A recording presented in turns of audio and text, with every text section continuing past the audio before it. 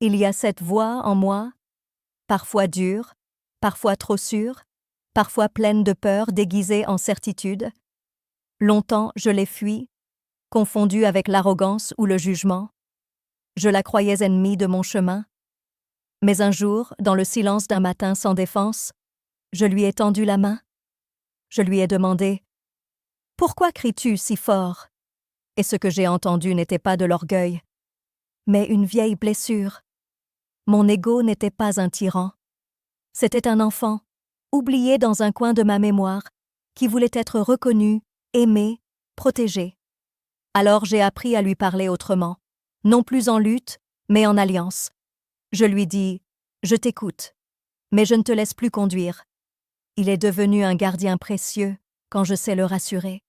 Il me montre quand j'ai peur, quand je me sens rejetée, quand j'ai besoin de poser une limite.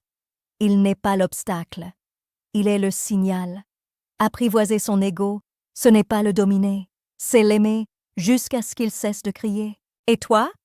As-tu déjà écouté ton ego comme on écoute un enfant blessé? Si ce message a touché quelque chose en toi, tu peux liker la vidéo, t'abonner à la chaîne et activer la cloche pour continuer ce chemin ensemble.